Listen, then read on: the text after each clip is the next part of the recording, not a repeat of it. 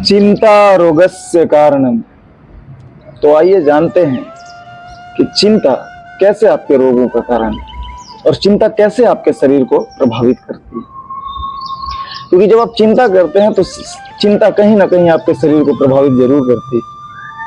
और चिंता आपके शरीर को किस तरह से प्रभावित करती है, इस वीडियो में हम लोग ये जानेंगे। तो सबसे पहले जानते हैं कि चिंता क्या है। तो आपने भी कहीं ना कहीं सुना होगा कि चिंता चिता समान, अर्थात चिंता जो है वो चिता समान है। लगातार नकारात्मक सोच का बने रहना, ये चिंता होता है।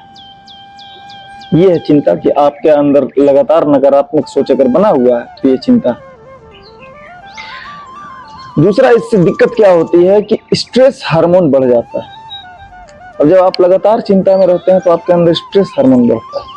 स्ट्रेस हार्मोन बढ़ने की वजह से आपका शरीर हमेशा स्ट्रेस में रहता है, आपका माइंड हमेशा स्ट्रेस में रहता है।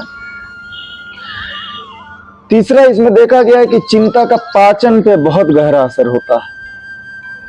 चिंता जो है वो हमारे पाचन शक्ति को पे बहुत गहरा असर पहुंचाती है। जैसे कि अगर आप बहुत ज्यादा चिंता करते हैं तो आपका पाचन बिल्कुल खराब हो जाएगा।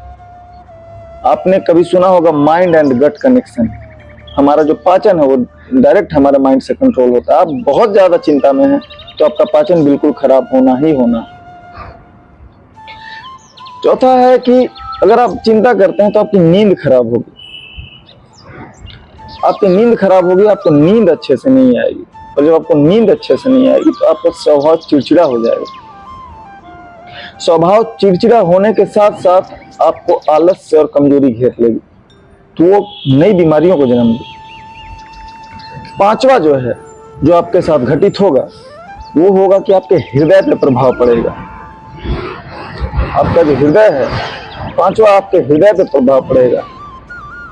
क्योंकि लंबे समय तक आप चिंता करते हैं तो ये आपके ब्लड प्रेशर को भी बढ़ा सकता है। लंबे समय तक अगर आप चिंता में रहें तो ये आपके ब्लड प्रेशर को भी हाई कर सकता है। और जब आपका ब्लड प्रेशर हाई होता है तो हृदय के अलग अलग रोग आपको घेर सकते हैं। छठा बात करेंगे तो ये हमारे मानसिक स्वास्थ्य पे भी असर डालता है। मानसिक स्वास्थ्य पे कैसे असर डालता है? अगर आप हमेशा चिंता में रहेंगे तो स्ट्रेस हार्मोन रिलीज होगा, आप चिड़चिड़ा हो जाएंगे, आपको बेचैनी होगी, आप डिप्रेशन के शिकार हो सकते हैं।